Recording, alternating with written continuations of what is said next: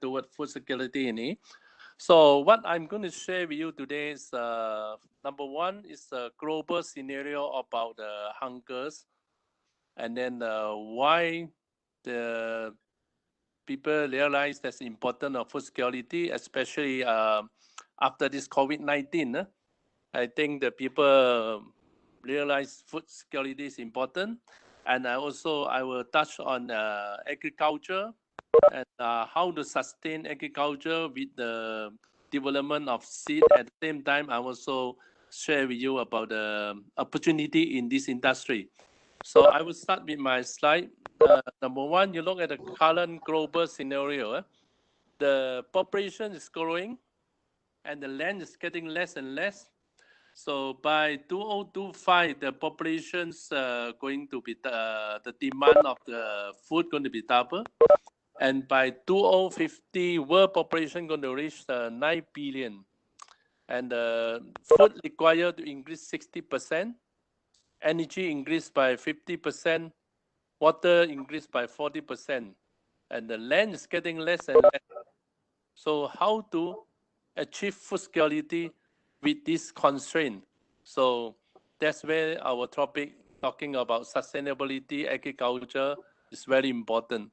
So I will share with you some of the information now. The most discussed topic globally, every country talk about self-sufficient and food security, sustainable agriculture after this COVID-19.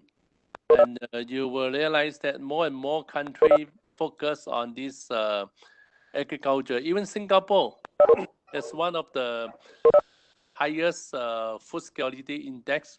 By then, Singapore had just launched a program, they call it 30-30 program. This 30-30 program means by 2030, they achieve 30% of self-sufficient. They know they cannot achieve 100% because they do not have land, not like what we have in Malaysia. So Singapore expect to achieve 30% of self-sufficient and by 2030. So just imagine, even Singapore are trying to focus on agriculture, and they have limitation. They do not have the land, and they do not have the human capitals. So what is the definition of food security? Food security means defined by the United Nations Committee that world food security means that all people, all time have physical, social, economical access to sufficient and self and nutrient food that meet their food preference and dietary need for an active and healthy life. Basically, food security means availability, access, stability, and this utilization. So the number of people in hungers, the figures for 2019, there are 820 million people suffer from hungers. That means every 9 people, one of them had not enough food. In the past 3 years, this number have been slowly increased. It was 925 million in the year of 2008, and had improved to 815 in 2016. But last 3 years, the number of people in hunger started to increase a little bit. I think these figures is going up and down. All depends on the economical, social activities in this region. I think for this after COVID, I think this issue going to be more serious. So the 98% of the world hungers are live in the developing countries, and Asia Pacific regions almost half of the world population and nearly 2/3 of the world hunger peoples are in this Asia Pacific. And women make up of a little over half of the world population, but they account for over 60% of the world hungers. And 65% of the world hungers are live only in 7 countries: India, China, Republic of Congo, Bangladesh, Indonesia, Pakistan, and Ethiopia. These 7 countries contributed about 65% of the world hunger figures. So, and there's about 9 million people die of hunger and hunger-related disease every year. This is for the figures from 2017. And a child dies from hunger every 10 seconds. And poor nutrition and hunger is responsible for the death of 3.1 million children a year. That's nearly half all the death in children under the age of 5. The children die because their body lack of basic nutrient, and this undernutrition of these children have a serious problem in this scenario now. And this is the hunger map. I don't know why the color suddenly disappear. I don't know why. Let me see whether I can get the color back or not. Do you receive the slide with color or not? I think the colors, my slide does not show the color. I hope your slides can get the color. But yeah, it was color. Yeah, okay, good. So from this, you can see these are the countries, mainly in the Southeast, in the developing country and Asia Pacific. Most of these countries having this hunger problem. So you look at the hunger, this global hunger index composition. This about 43 countries out of 117 countries have level of hunger that remains serious, and the index is from if below 9.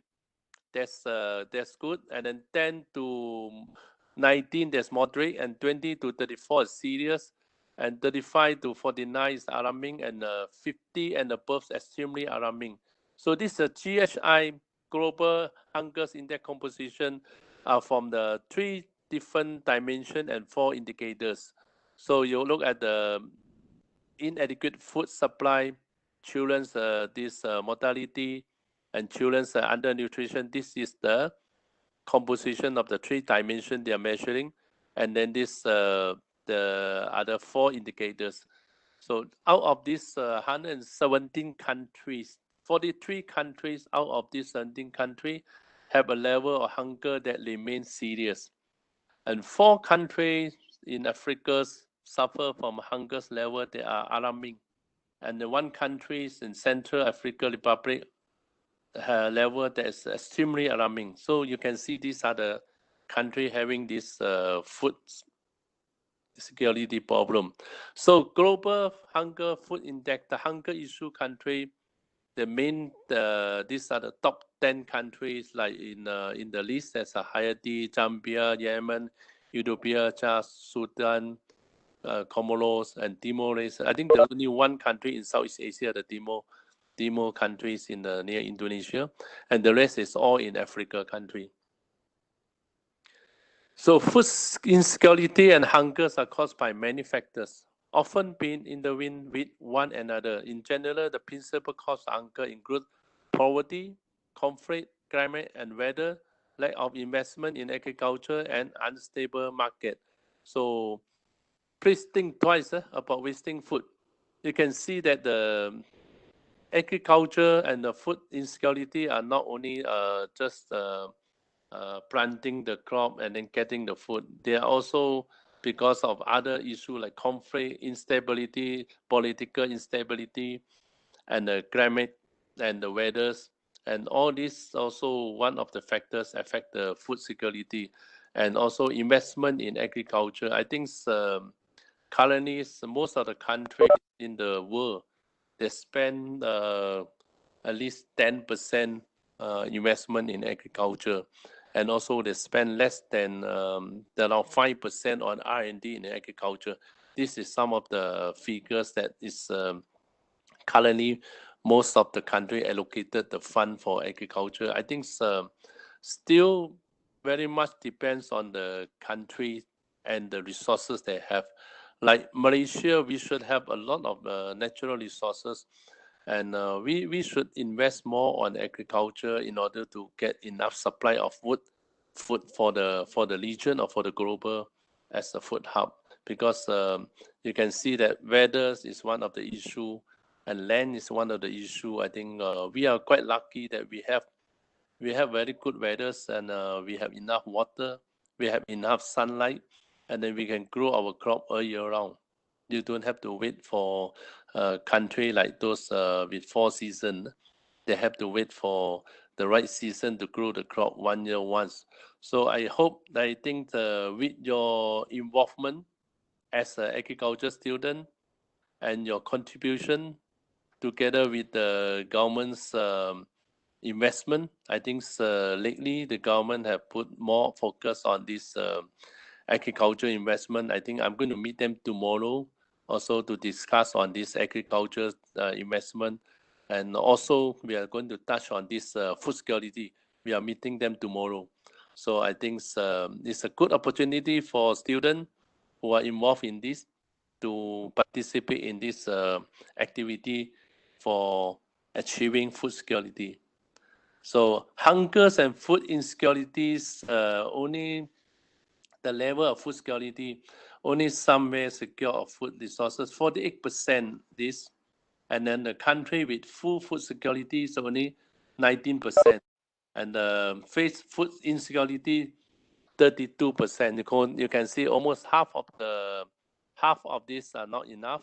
The other 1/3 is not full security, and then the very small portion of this country with the full food security, that's only about 19%.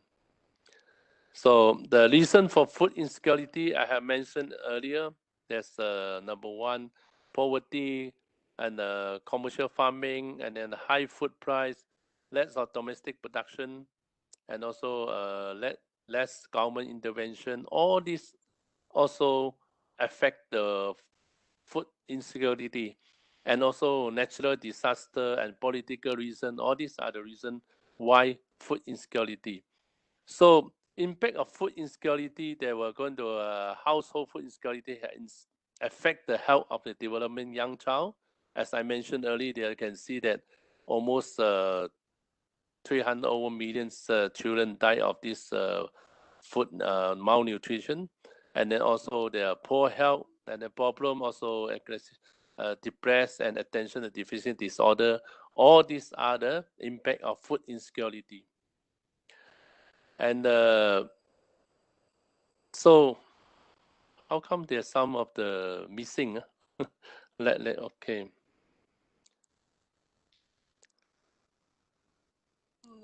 The biggest threat to this food security is world population growth, increased demand of food and food price, and disappear of variety of agricultural plant disease species, the increase of area scarcity water, and the limitation of availability of land, and the food loss and the food waste. This is the biggest threat, the food security. So how to address this food security issue? Improve productivity, close the yield gap, and use the proper method, and then have reduce the food waste. This is where we can address this. So one of the main thing is to improve on agriculture productivity, and to increase agriculture productivity, that's a big challenge. The land is getting less and less, so the populations are increasing. So how do we achieve productivity and enough to feed the growing population? So we have to work very hard in improve the agriculture practice. So this is one of the issue. Most of the country now, they are talking about agriculture, productivity, and the policy. So the policy maker realized this is important, and they started to spend research R&D to develop more and more new product which can give you a higher yield, in the sense that they produce more for less, produce higher productivity with less land. So this is involved in modern agriculture. So in agriculture, the challenge is very complex. Sustainable development of issue change the agriculture industry have promote this improve this productivity. They look at the basic of the value chain. And seed is one of the most important factors that contributed to the value chain of the food productivity. So if you have good weather, you have good fertilizer, and then a good land, but the fundamental of the seed potential yield is not there, you still cannot achieve the productivity that we expected. So seed is one of the very important factor that contributed to this agriculture, sustainable agriculture. So let's talk about what is sustainable agriculture. Sustainable agriculture is mainly focused on economic stability and also this productivity and have this the livestock having minimal effect on the environmental. And then sustainable agriculture also focus on maintaining the economic stability of farm and helping farmer improve their technique and quality of life. This is one of the few uh, elements that involve in sustainable agriculture. We cannot just develop the land and destroy the environment, and then also not economical to have this the farm size, and also these farmers are not having the right technique to do it, and we also need to have a good resources to sustain this. This is sustainable agriculture. So sustainable agriculture is basically just talk about environmental, economical, and social economic equality. The goal have been defined by a variety of philosophy, policy, and practice from the vision of farmer and consumer. So this is mainly focused on the farmer and the consumer. And I think United Nations have this vision to reduce the hunger numbers by 2030. They hope to achieve below 400 million. This is the United Nations vision in this developing agriculture to attain this food security and reduce the number of hunger to half of the current situation. So sustainable agriculture practice. So we talk about the environmental, we talk about economical, and then we have to find the equality.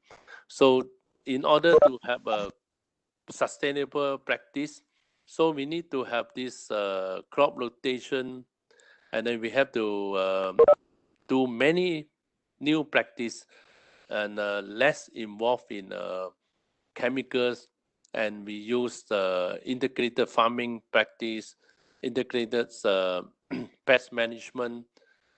We use more organic methods, and then managing the system, and then integrated farming approach. So these are the practice that can sustain and also can prolong the usage of the land where the soil are not being destroyed. So everyone play a role in creating sustainable agriculture. So this is the it is a transition. Sustainable agriculture is a process. For farmers, they have to take care of the land, and then they have to make sure that they have to take care of the soil, and then have to improve their this practice, and this farmer have to learn how to develop a better system, and the scientists had to come out with better resources that include the better system and better seed, and the policy maker have to come up with a policy that suitable for this agriculture practice in this region. So the food production could be increased by increasing the land. So if you wanted to increase, there's many ways of increasing the productivity. One of the way is to increase the land size, but this is not practical, as I mentioned earlier. The land is getting less and less. How the farmer, how to increase the land if the land is getting less and less, the scarcity of land. So they have to use this a new method. So they have to reduce less land, and produce more. So that's where science come into the pictures, and where you are one of the main contributor as a student. You are the one going to give and share your knowledge to improve on this and contribute to this agriculture productivity. So this was clear that this better input can help to improve this productivity. This was a study saying that if a good seed and a good agriculture practice, you improve the productivity by at least 20%. Of course, the seed yield potential must be there. If the yield potential is not there, no matter how you're going to add the fertilizer, how you practice, they still just give you their capability and the potential. For instance, like the we call it those conventional seed for, let's say, tomatoes. The conventional seed then give you only the most is about 2 or 3 kilo of the yield potential because they don't bear many fruit. With this new hybrid or research have been developed that the yield potential for tomatoes easily can achieve 10 to 15 kilo. So with this yield potential, with a good practice, then you can achieve 15 kilo of this yield. That's where you can improve your productivity. But it's for the conventional seed, the yield potential only about 2 kilo. No matter how you work, the maximum you can get is only 2 kilo. That's why the improvement of this agriculture input is very important. And that's why the student like you should start to learn or start to find out how to improve this the seed as one of the element, one of the most important contributor to the food value chain to increase the food productivity. Of course, they also have to look at the practice. You also have to see the soil and the weather, but the fundamental still the yield potential of the seed. You can look at this. Why I say that? Because you look at this, the total food value chain. The number one, seed, then only go to grower, processing, outlet, consumer. So the fundamental is started from seed.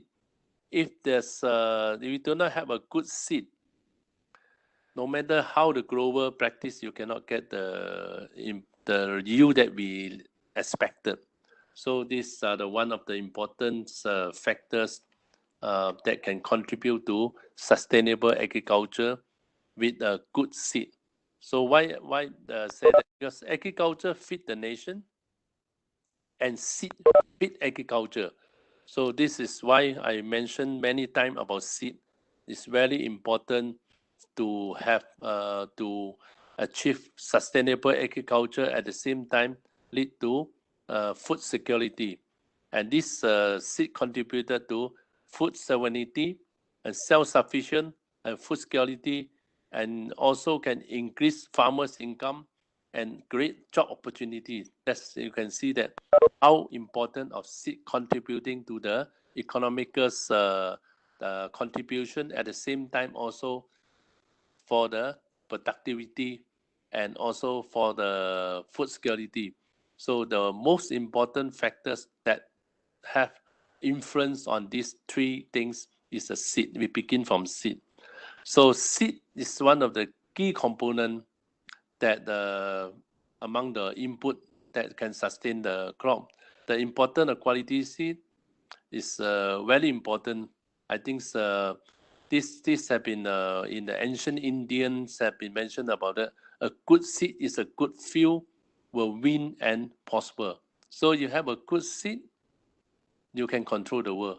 That's the saying that one seed will control the world. So that's very important.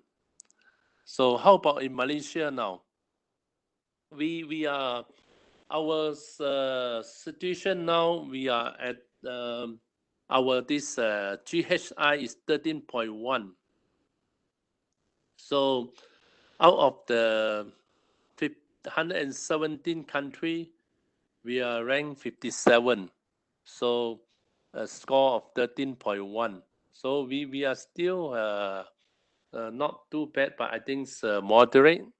So it's room for you to contribute and to be participate in this agriculture and share your knowledge, help the farmer to increase the productivity and develop something new, develop some new technique, and also develop some new product that is can contribute to this development and for the sustainable agriculture and food security.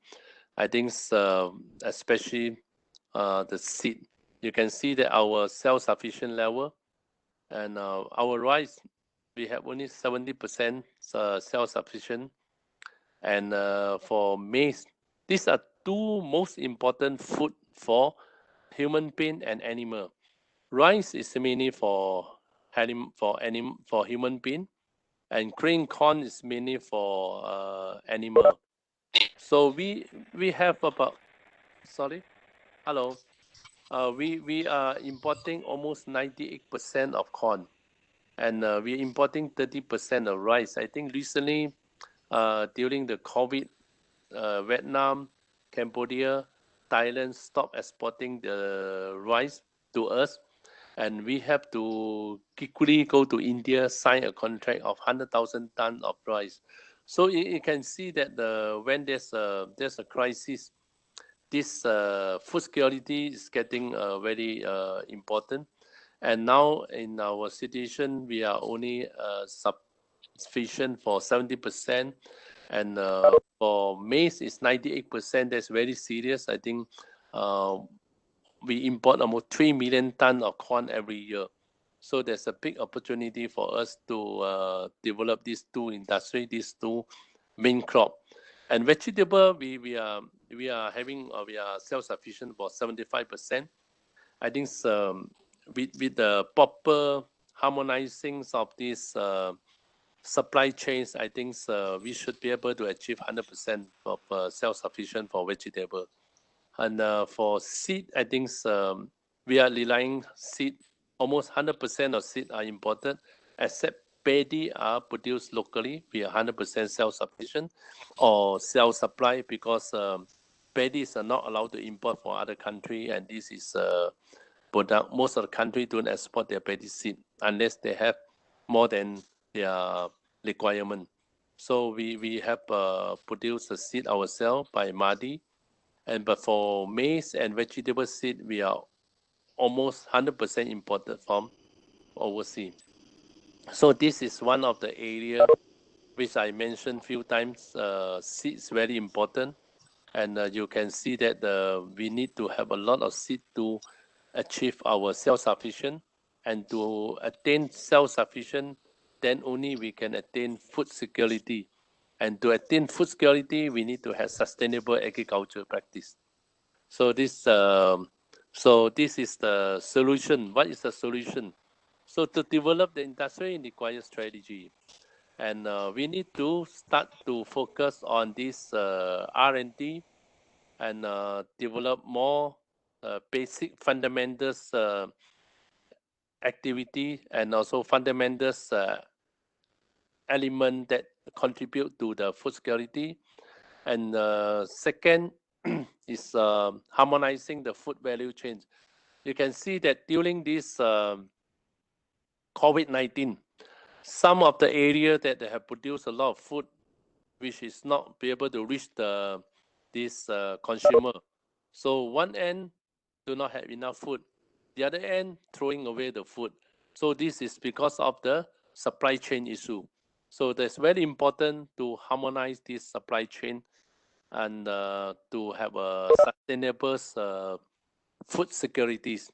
So, and one of the model that I have recommended to develop the seed as a fundamental for food security, we can have to eliminate poverty, reduce the food import bill, and job creation. So we look at the both. One is the tangible resources, another one you look at the intangible resources. this is some of the indicator for the student to know, to find out what are the area to focus in order you to contribute this. I think the intangible resources are human capital, knowledge, germplasm. Germplasm means those seed that can use it for developing the hybrid seed, and the weather, innovation, reputation. All these are intangible resources. I think human capital. You are the one of the resources, part of the human capital, and this is intangible. Nobody can take away your knowledge. And then the germplasm, Malaysia having one of the richest biodiversity in the world. We are ranked number 12. We have more than 18,000 species of germplasm. And the weather, I think we have good weather. We have a weather can grow all year round. And innovation and reputation, we have to establish, we have to build out. And then with this, and then together with the tangible resources, land, fund, and technology, this can be a purchase because this is tangible.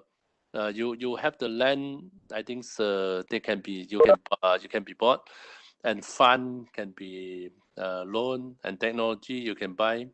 So combination of tangible and intangible of these things, then you can develop the industry, and then you have this good market structure and environmental culture and the development model and this government good policy, then we will be able to sustain and be able to attain food security.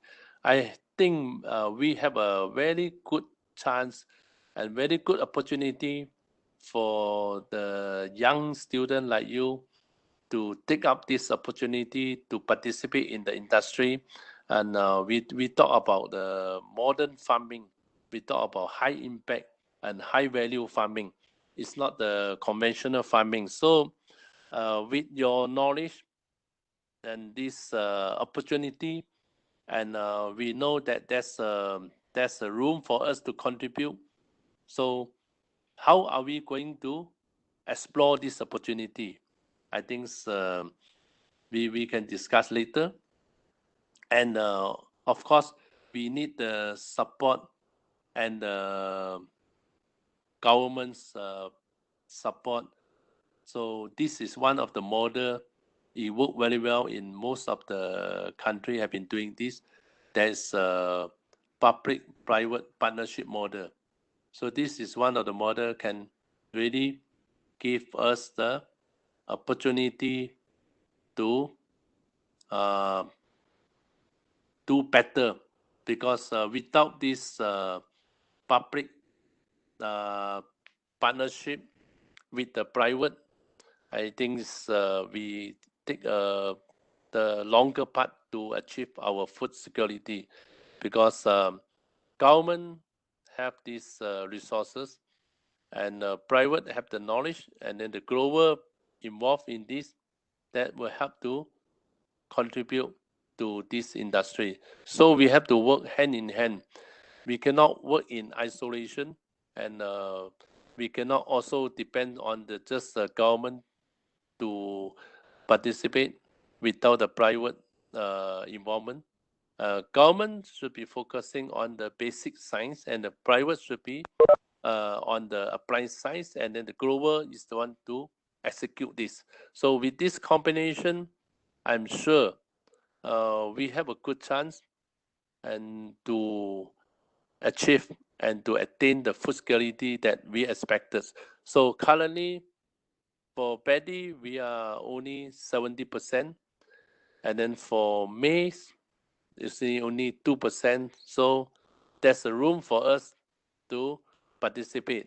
I hope the student get this message, and also I hope look at the situation of the food security worldwide, and you think twice before you waste any food, and also think hard how to contribute in agriculture. Agriculture is a profession, and also a very meaningful profession, because very often people don't perceive this is a profession. I think we have to change the perception of the socials, the public. And agriculture, you look at this during this COVID-19. What are the main activity people talking about, and then what are the most active activity people are doing during this lockdown? And whenever there's a chance, the first thing they go out is to buy food. They're not going to buy clothing. They're not going to talk about buying car or whatever luxury things. Only thing, you look at the supermarket, the food section, all empty. Everybody grab his food. At this moment, food is the most important. Even without food, you get the best car, you got a lot of money, but there's no value. Food is the only product give you the value during this crisis. Of course, during this crisis, people realize the value. It's always valuable everywhere, every time. But only thing that people do not realize this is important because it's easily available. And during the crisis, it will change everything, have realized, and the perception changed now. And during this period, we noticed that a lot of people start doing home garden and started to look into this agriculture project. So this is the time, and this is opportunity for you. So this is the good opportunity for students to focus and grab this, explore this opportunity to become a professional grower and make yourself a professional agro entrepreneur. Thank you very much.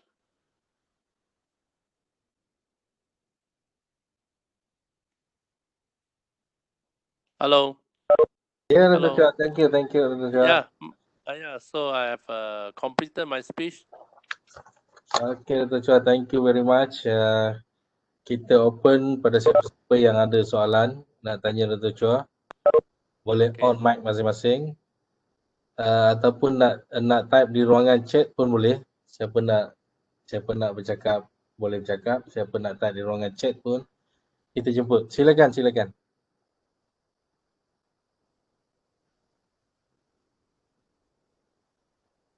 Anybody? Okay, satu sementara kita tunggu soalan Dr. Chua. Ya. Saya nak minta pandangan Dr. Chua tentang urban agriculture. Yang mana kita tanam yang saya tengok dah mula menanam pokok dalam bangunan. Yeah. What do you think about that, Dr.? I think kalau katakan ini urban farming ini ada yang satu cara yang kira advanced modern advanced teknik untuk kita meninggikan tanaman untuk keluaran. Tapi kita nak jangkakan keperluan dan juga kita akan pandangan resources yang keadaan di seluruh Malaysia ini.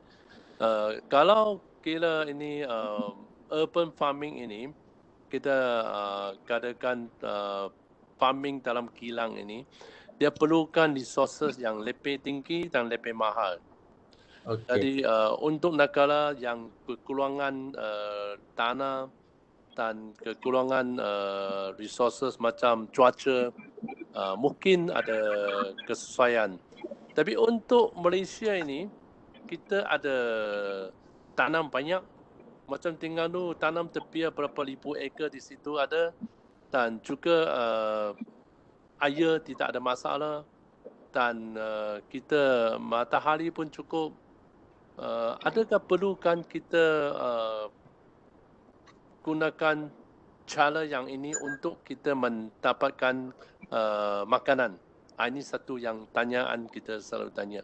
Bukan kata ini tak bagus, dia bagus juga. Tapi adakah keperluan untuk Malaysia ini nak gunakan cara ini? Okey, Dr. Sebab ada persoalan, Dr. Dia kata harga sayur di Cameron Highland bila sampai di Kuala Lumpur, harganya 60% daripada harga sayur tersebut adalah transportation. Yeah. That's why dia ada yang cadangkan untuk buat urban agriculture ataupun kilang pokok. Tak, dia urban agriculture ada limitation. Limitation, ya. Dia tidak bukan boleh katakan menanam semua tanaman. Ya. Mungkin ini untuk sayuran, dan kalau kita katakan harga transportation dari Cameron Highland ke Lowland sudah jadi mahal, dan juga kalau kita gunakan kilang mentanam kololan ini, adakah harga dia lebih murah? Ya. Kita nak timbangkan mana yang lebih murah. Dan juga satu masalah yang kita katakan harga datang dari Cameron Highland ke Lowland ini sudah jadi mahal. Jadi itu yang satu soalan dan juga satu masalah kita nak akan address, itu yang kita nak harmoniskan dia itu supply chain. Okay. Juga kita nak capaikan economic of scale. Kalau kita sekarang infrastruktur yang apa-apa yang kita ada di Malaysia ini, transportation bukan satu isu, tak ada masalah. Hanya ekspor ke lain negara dia lebih susah saja. Kalau untuk kita perlu ambil 3 jam sudah sampai KL. Ke mana-mana pun 3 jam boleh sampai KL, tidak ada masalah. Jadi dia punya cost not going to be more expensive than factory planting. Kalau dalam factory dia kena pakaikan banyak energi lagi. Ya, teknologi baru. Tanam lagi memang mahal, tapi macam mana dia akan tanam padi dalam luas? Mana ada cukup luas boleh tanam padi, dan macam mana nak tanam jagung, tak boleh. Dan itu kita katakan bukan dia urban farming tak bagus, dia bagus, tapi ada keperluan dan ada kesesuaian tak. Okey tak. Doktor ada soalan di ruangan chat, Doktor boleh baca situ? Okey. Di bahagian chat. Bahagian chat ke? Macam mana masuk chat ya? Doktor pergi yang bulat-bulat di bahagian bawah tu. Okey, bulat-bulat ini. One among them is chat. Chat ya? Okey, chat with everyone. Okey. Ada soalan di situ. Ada. Okey. What are the agency or institution that are available in Malaysia that professional in any aspect of culture that we fresh graduate can contribute ourselves? I think the agency that we have now in Malaysia is there are many agencies. For our Minister of Agriculture, we have 13 agencies, and that is a public agency. And there are also more and more private company going to involve in this agriculture. And then for the fresh graduate, and then if you are more enterprising, try to be an agro entrepreneur yourself, and then start to learn from the university and practice what you have acquired. And then the government have a lot of this support and the facility for young agriculture to be an agro entrepreneur. So I think the most important that you have to be have the passion on this thing, and then you must like it, and the opportunity is there. There are plenty of fund and grants available from the MOA. I think you can explore this opportunity. Okay, thank you, Doktor. Anybody? Ada. Hi, Dr. Chua. Dr. Kampus. Yeah. Hi. Yes. I have one or two questions. Okay. Yang pertamanya, we are now having issue with the science student enrollment. When we talk about agronomies and also people going to do mastering in plant breeding and so on, we need science background students. Yeah. Right now, the latest one, only 16% of the whole country that enroll or apply for the science stream. So we yet do not know how many going to agriculture, which is a very, very small percentage. So this is going to be a problem in the future, where we're going to be short of the human capital to develop the industry, the agriculture industry. Maybe we don't really have a problem for the grower because we can train them. Yeah. The one who are non-science background. But now it's really worry us is to Science train student, the people in who are going to do the R&D and plan for sustainable in this industry. So in the industry opinion, how are we going to go around these issues? I think number one, we have to make this student aware of this agriculture is not like agriculture of those days, and also how to make this student understand that science is important because it is a very common problem not only in Malaysia, like in even the most developed country like United States. Most people they prefer to go into the art stream and then where they can finish their study in a very short period and then they don't have to worry too much.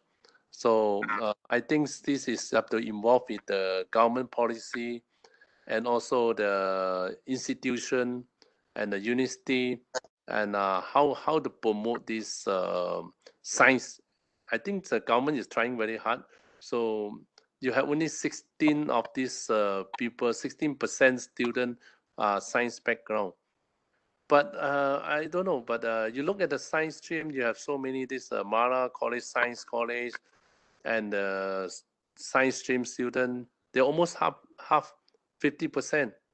But Yeah, the science student is many, but when they apply for the university, they did not apply for science courses, science programs. okay, 16% is the one who applying the science program. This is includes the medical, the engineering, and so on. So okay. there could be a very little amount that is for us in the like a non-medical, non-engineering program. So that's really, really worrying. I think we need to do a lot of promotions for students to understand. I feel that there's a lack of knowledge and understanding about this because based on my experience, I have trained about more than 300 students who came in for internship. And most of them, after the 6 months and training, they want to stay back and they start to like agriculture. So I think this is one of the indication that maybe lack of understanding about potential and also the agriculture's this opportunity. And also maybe many of these parents also they always perceive agriculture is no good. They don't go into agriculture and that also have affected. I think so. What we need to do, need to give a lot of this motivation and talk to the student, let them understand what is nature of agriculture, and probably that can help to change. I think it's like countries like in this Thailand and this Indonesia and this China, all this, they have agriculture institution all the provinces. And also, I think they have to be work together with the government. That's I just mentioned the model, private public partnership, and then we need to really uh, change the perception of this agriculture, and we need to have a practice like what I mentioned earlier. We need to go for the high impact, high value, and modern farming. So like now, when the student come for training, I ask them to use the drone. After using the drone, spraying all this, and then they use all the modern equipment, they start to like agriculture. So how do we get this message to the student? That's important. And how? Maybe we need to work together. Yeah. We need to give some talk, the more frequent talk, and then let them their site visit, and then let them understand the true agriculture that can really contribute to this opportunity for them. Yeah. Need to do this in the school level actually. Yeah, I think so. I think so. That's why we are always open for people to visit my station. Whenever the student want to come, I said you are welcome. Please come, and then we just share with the student. And each time after their visit, you can see a few people will turn out to become interested in agriculture. Mm. Because no more ambil cangkut lagi, tak payah sweat like mad, and then just in the even my farm, you can even wear high heel to walk around. Mm. Yeah. So I think it's just a matter. We don't need a lot. Maybe we just need the 2 to 3% of the population involved in this scope. Yeah. That's enough. So how to get this 2 to 3%, Prof? I think we need to work together. Yeah. At the school level, because they decide. The decision is actually sometimes persuaded by their counselor in schools. Yeah, I think maybe that would be the place we should address, and then also the parents. Yeah, the parents. The parents very important. So what can we do to go into this level to persuade them to share with them this? I think we need to have a lot of programs like agriculture in their schools, introduce the agriculture practice in schools and what they can Yeah, gain that. So I think that maybe can trigger and introduce the modern agriculture technique. I think the modern agriculture technique is the key now. yeah, the modern agriculture technique. That's why I call it modern farming. Yeah. Okay, thank you. So a lot of work, Prof. We need to do a Yeah, lot of work. lot of work, yes. Yeah. We got some more question, Dr. Chua. From the check, right? I am from the chat.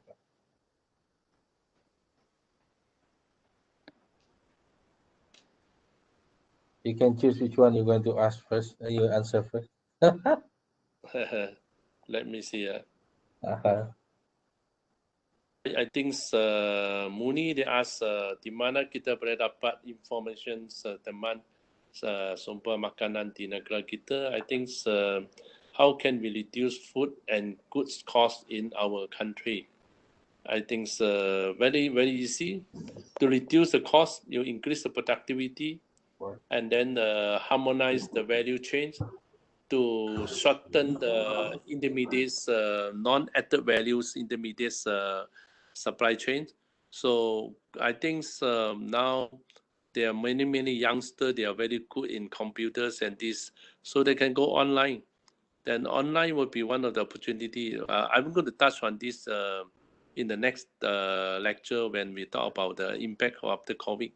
So at the online business and the urban agriculture company, I think there are a lot in overseas, and Malaysia just started, and there are some in the maybe in a very small scale.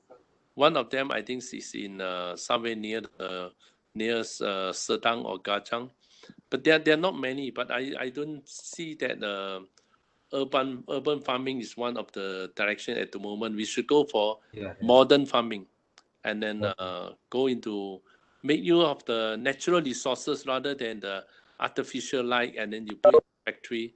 There's always a limitation. You go for the urban, you can only go for in a small area, and cost is one of the factors, and also the energy is another factors. So whether it's the produce, can you fetch the price that you want or not? If your cost of production is high and the market demand still cannot afford to pay for the price, so it's just a timing.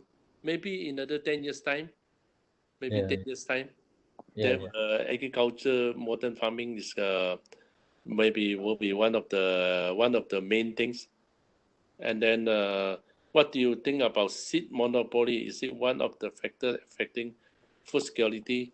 No, seed is not a main factors, but it's a main contributor because seed only cost for the total cost only it costs about 2% of the productivity cost. So I think Mariana asked this question, and also very important is seed is difficult to monopolize because there are many type of seed, and then not everyone they like the same seed. Some like they want the watermelon pulat, and some they want it oblong, and some they like different kind of this thing. It's just like a car. You cannot be monopolized. Every people have a different kind of expectation and also the different taste. Some people like big food, or some people like small food.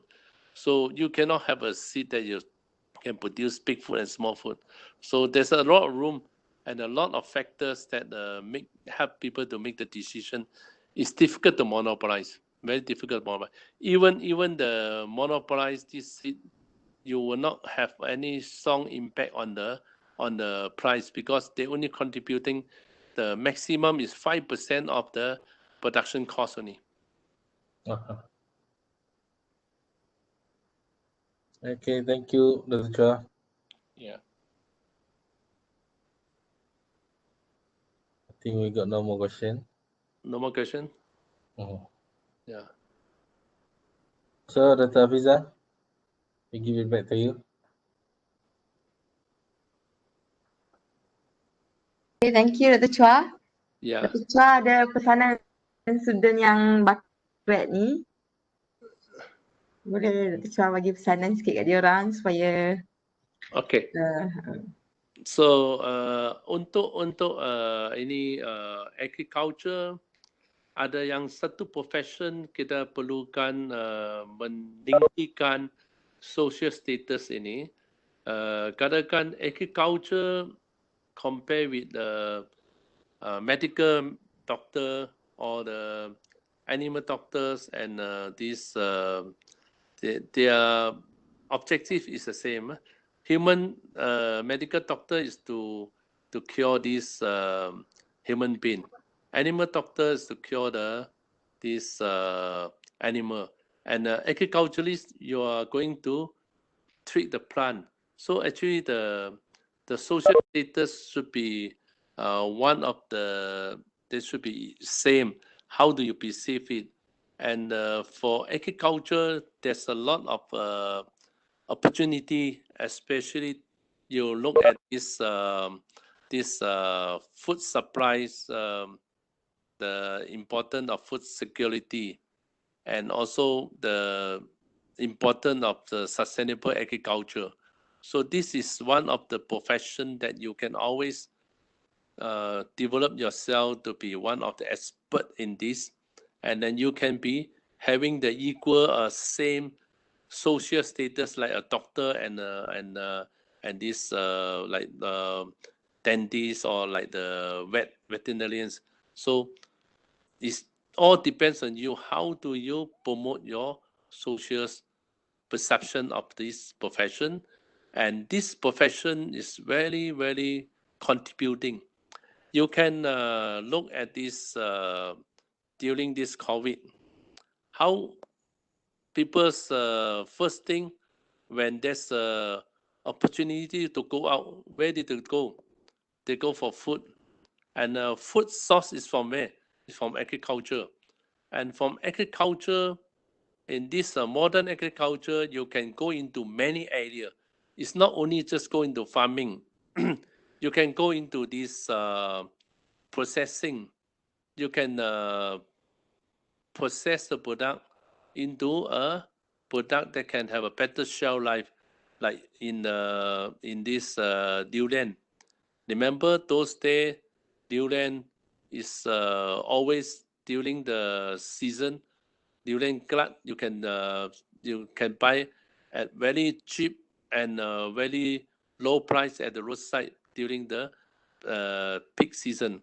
But now, because of the durian can be processed, and then this durian can be exported, then they stabilize the price. So this is where, as a student in agriculture science, you have to think about the whole value chain of this agriculture.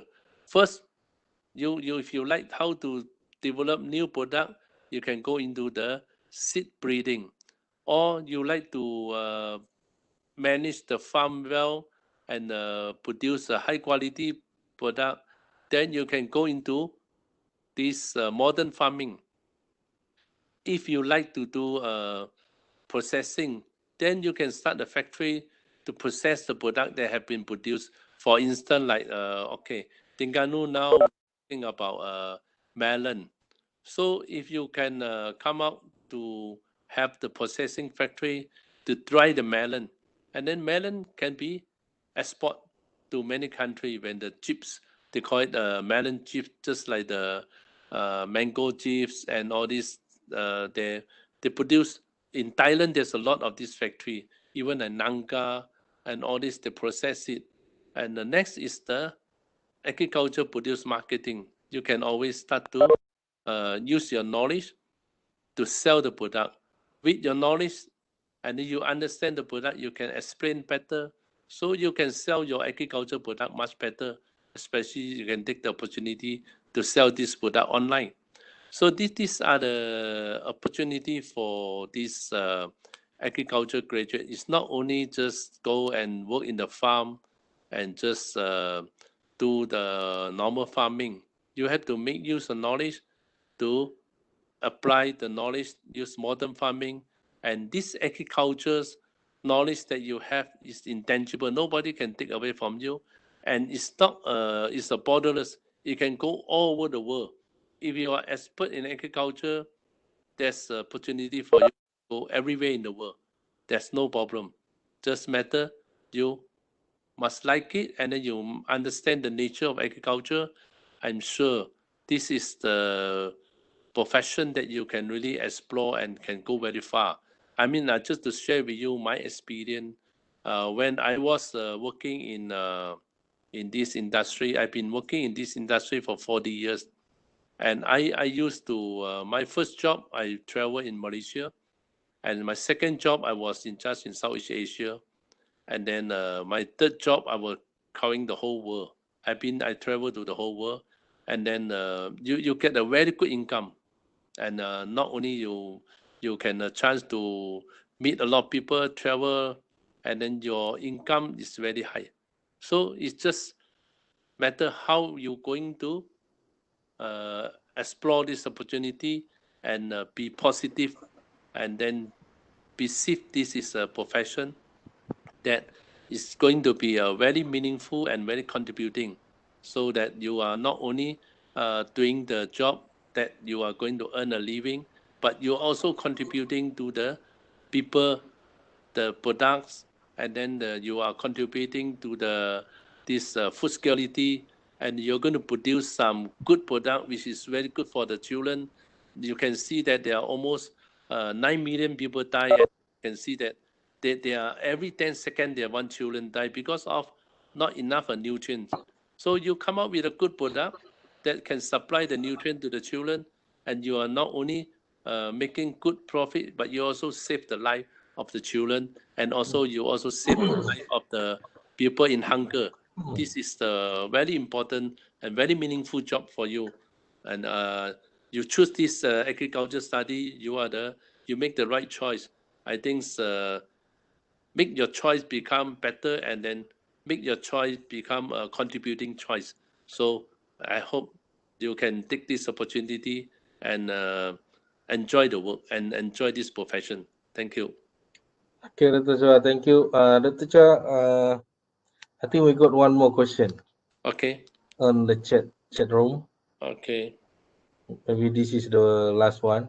Yeah, okay. Livestock is part of agriculture. Can you share with us some of the success story, how the livestock industry is contributed to Malaysia food safety and security? I think livestock you have many of these industries and players in this thing. I think you can see that the few of these big players like this company like this in the northern side, there are few big players and they're all very established in this. But only problem of this livestock industry, they are depending a lot of this the input from import from overseas. The main input is the corn, and 100% of the corn are imported. So that's why when we talk about food security of livestock, they are not really very secure. They are very much depends on the supply of the corn. If there's no supply of corn or the corn price suddenly shoot up, the product going to be very expensive. That's why our this livestock product, the price is going up and down. So I think if you wanted to harmonize this industry, you need to also go back to the basic of the food supply to the livestock. For livestock, it's just like a human being; they need the food. Also, the very few people talk about the food security for livestock. We only talk about how to eat the animal, but we never know that without the food for the livestock, there's no more food for us. There's no more source of protein. So when we talk about successful in Malaysia, I see they are successful in the sense that how to raise the livestock, but they are not really be able to not really that sustainable if they do not develop the food supply to the livestock. And I think the very successful company in this, I think the one of the most successful company is Thailand. In Thailand, there's a CP Group, and then CP Group come into Malaysia also. I think they are involved in from the seed to maize and to the feed and then to the livestock. So CP Group started to produce the chicken, day-old chicken, and then buy back the chicken, and then the supply to the market. And so this is the one of the very successful model in this region. And Malaysia, there's still not many. They're still very small. Okay, Dr. Chua, thank you very much, Dr. Chua. Yeah, thank you. I think it's already over 1 hour. Okay, no problem. We just want to thank you for a very informative and inspirational talk, Dr. Chua. My pleasure. And we want to apologize for the technical error. We are And then, we are old timer, not familiar with this. no, it's okay, Dr. Chua. Yeah. Hopefully you can give another talk to our community, our student, our staff. Yeah. Maybe on agriculture after COVID-19 seems to Yeah. be very interactive. I think we can do face to face after that. Face to face. Okay, Dr. Yeah. Chua. Okay, that's all for today. Thank you very much once Yeah. again, Dr. Chua. Yeah, most welcome. Have a Okay, good day. have a good day, Dr. Chua. Thank you. Thank you, Dr. Chua. Thank you. Thank you. You're most welcome.